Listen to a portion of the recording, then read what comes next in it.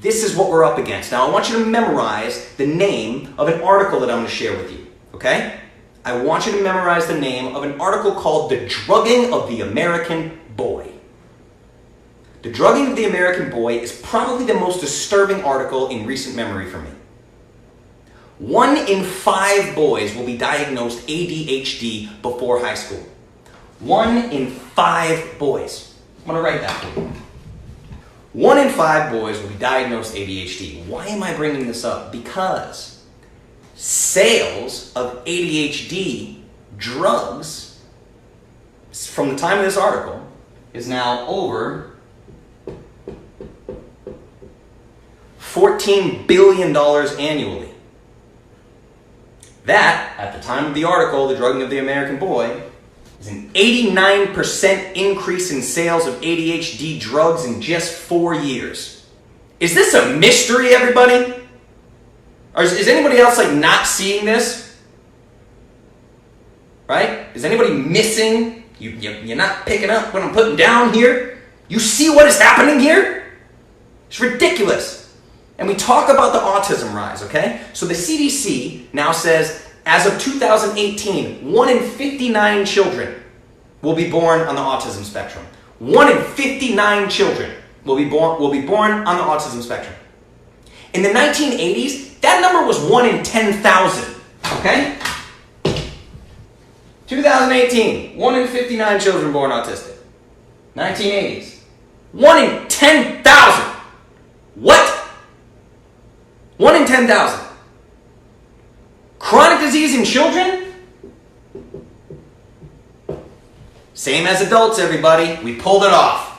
The kids are now even with the adults. 50% of kids have a chronic disease right now.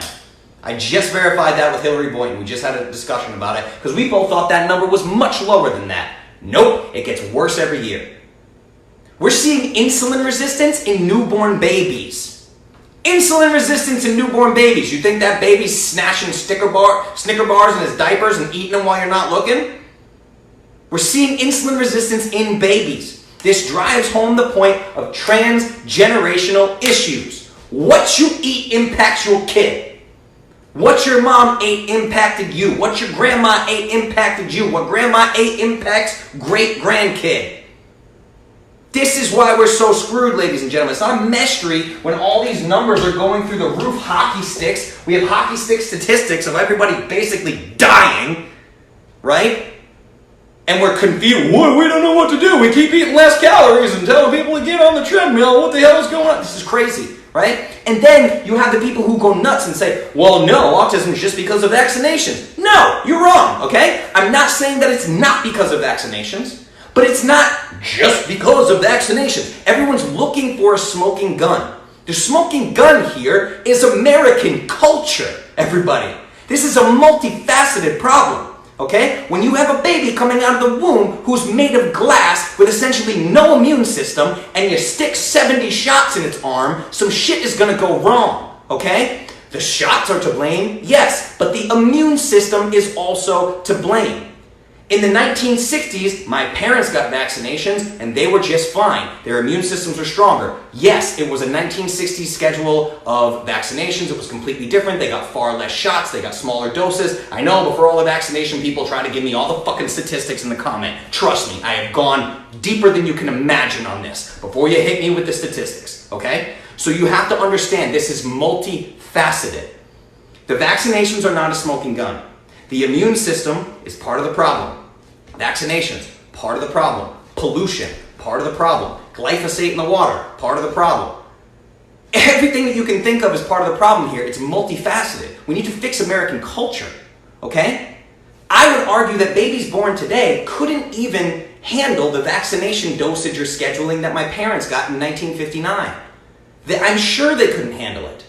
You know, you could try to say like, oh, well, you know, if I have a baby, I'm going to give it like some of the vaccinations that were around when my parents were a kid. And like maybe that could hurt your kid too. Maybe your kid can't handle those either because their immune system just isn't there. It's like non-existent. Not to mention that most of the C-sections performed today are completely voluntary and not a medical necessity. So the kid's getting antibiotics pumped into him before he even comes out, has no gut microbiome to speak of, no immune system. It's horrific, everybody. This is crazy, okay? Our immune systems are weakening and weakening and weakening with each passing generation. And again, we talk about pollution, glyphosate, GMOs, preservatives, microplastics, chemicals, estrogenics, perfumes, on, red dye number, fuck yourself, right? Everywhere. This is not a mystery, everybody, and this is not a debate. It's just not. It's in your face. It's right here. It's looking at you in the face. The confusion comes when people start citing nutrition science. Well, nutrition science says, and medical science says this, and this is safe, and blah, blah, blah, blah, blah, blah, blah, blah. And they don't look at funding. 2/3 of science is funded by big pharmaceutical companies.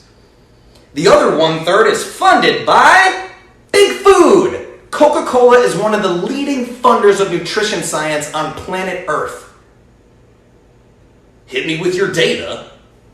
Well, this nutrition science says this, funded by your friends at Coca-Cola. I will punch you in the face. It's like, I'm just kidding. I'm not condoning violence. I never condone violence, would never do that. I'm an upstanding citizen, okay? But again, when you have all the studies funded by Big Pharma or Big Food, and the diabetes treatments cost $327 billion a year, and wait, Big Food and Big Pharma both donate to political parties and campaigns. What? Oh, wait a minute. What's happening here? What a mystery, ladies and gentlemen. And it's medical malpractice to tell someone that a low carbohydrate diet could possibly reverse their type 2 diabetes. So what do we have here, everybody?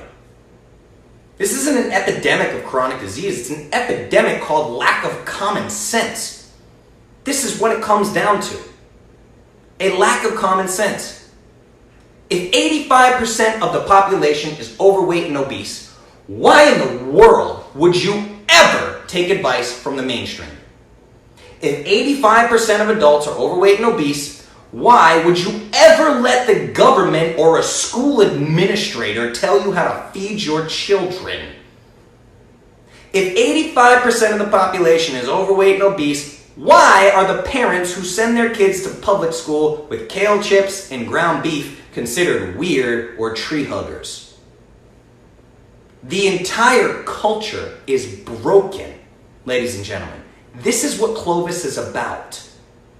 I don't do Clovis for my health. I'm quite certain that Clovis is probably bad for my health. If you knew what an average day looked like, you would get that. It is a tremendous amount of work, okay? It's very difficult. Patients, again, being described medications by doctors who are 60 pounds overweight. And that same doctor says, well, you're type 2 diabetic now. It's time for you to eat more whole grains, take your insulin, and spend more time on the treadmill, says the obese doc. Oh, hey, yeah, got it, doc. You're lucky I don't choke you to death right now. I'm very lucky, right? I see this stuff day in and day out, and the vast majority of the population still doesn't get it because, again, you guys, you're in a bubble. Once you enter into the world of Clovis or paleo or keto, all the digital marketing connects the dots, and all of a sudden, you're seeing Dave Asprey and Ben Greenfield and Mark Sisson and Rob Wolf and Justin Nault and Paul Saladino and Dr. Ken Berry, and you are no longer seeing Layne Norton and Arnold Schwarzenegger and all the bullshit. You don't see that anymore. You are in a bubble. So the other people that are in the Layne Norton world, they're also in a bubble with the other bodybuilders slamming oatmeal and whey protein shakes 10 times a day, okay? This is why it's so confusing why the rest of the population doesn't see this, okay? Why they can't see the truth that's staring them dead in the face, right? The vast majority of the population doesn't get it. Or the population that's kind of catching on, they'll see a blog post about how sugar is poison, and then they'll go through their house and take out all the sugar and replace it with coconut palm sugar and agave nectar and raw honey, because raw honey's good for fucking allergies. Bah! What? I get it. Cool. There's bee pollen in there. Stop. Like, what are you doing? This is mental. It's pure sugar. It's just pure sugar, okay? These paleo-friendly sugars are not any better than the other sugars. It's crazy. The marketers have ruined paleo and keto, right? I learned about keto as a therapeutic modality for an infant having 300 plus seizures a day. And then it's like, internet keto, Starbucks menu, Wendy's menu. Just eat this poisonous beef patty and it's keto. There's no bread on it. Right?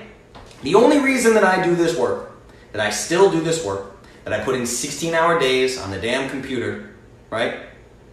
And in front of a camera. How many hours have I put in front of a camera? Probably close to 200 hours in front of this camera now, right? The only reason I'm willing to have the fruit is not a health food conversation with every single new client I get for the 900th time, the reason I will explain that fruit is not a health food is because of people like you who are watching right now.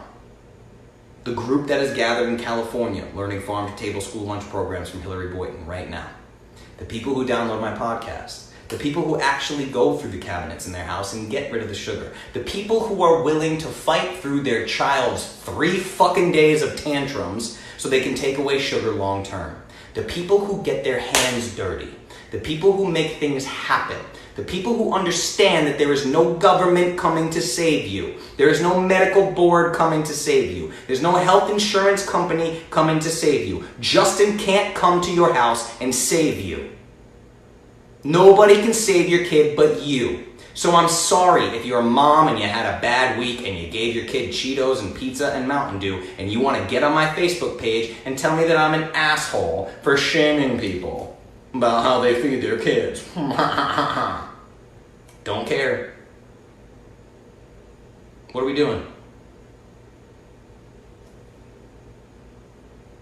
People like you, people like Clovis, my tribe, Hillary's tribe, are out there actually building a brighter future. And this is what we have to continue to do. We have to continue to build a brighter future because nobody else is going to do it. That is why I do this work, okay? You have to understand this because I realized very quickly when I started studying biochemistry and I started studying nutrition on a deep level and I started putting content out and I started getting messages from people, I understood that nobody else was gonna do it. Guys, there are a lot of fucking nerds on the podcast and on Audible books and all these things. Talk. Look, biochemistry, blah, blah, blah, blah, blah. Yep. I look up to them too. They're fantastic people, right? The change that they're making. What is the change that they are making? Because we need an actual revolution here. It's what you actually need. We need to turn the entire system on its head, wipe the slate clean, and start over. And all that I'm not asking you guys to go out and start a revolution. I'm going to try to do that. Let me handle it, right? The only thing I ask of you is do not stop. Don't stop. Don't doubt yourself. Don't listen to the bullshit. Okay? Don't cave when your mother-in-law tells you you're depriving your kids by not giving them candy. And don't cave when your doctor says all that fat's going to give you a heart attack. And don't cave when every other kid on the sports team gets a Mountain Dew and Coach Richard is telling you, you know, it's really not fair to remove him from the camaraderie of a team. Look, he's the only kid not drinking Mountain Dew. Look how sad he is. Don't cave when that douchebag puts his 2 cents into your parenting either. Don't do it. Do not cave. We need to change the world. We don't need more medicine. We don't need more healthcare providers. We don't need more doctors. We don't need more government intervention. Grassroots, everybody. That's what we need. This is how we make change. And I genuinely wish that I could get in here and tell you rainbows and unicorns that everything's perfect, we're going to change it. 6 months down the line, everything's going to be wonderful. Or that the right asshole is going to get elected into office that's going to change everything. If you think politics are going to save you, log off Clovis. I'm telling you, you're stuck in the matrix. Nobody's coming to save us. Build the world that you want. Build the world that you want for your kids. There is so much hard work that has to be done here. It's not even funny. That's why I can't come on here and just give you a 100% positive kumbaya talk. That's not real talk. Kids are dying, everybody. This is insane. It is not in my blood to be a bullshit artist. I'm not going to get on here and tell you everything's fine. Let me tell you, 3 new Clovis-friendly dessert options for your kid to stuff his face with more sugar on a Friday night. But it's coconut palm sugar. No, I'm not that guy. If you want that guy, go find somebody else. That guy sucks, by the way. You should know that. Whoever he is. Okay? I just want you guys to understand there's a lot of work to be done. People like Hillary are doing it. Listen to that podcast. Guys, if you hear my podcast and you love them and you don't share it, you got a problem. Because you're not sharing because you're afraid. You're afraid of the comments. You're afraid of blah, blah, blah, blah, blah. I get hate, guys. I do. I get hate. It happens. Okay? I don't care.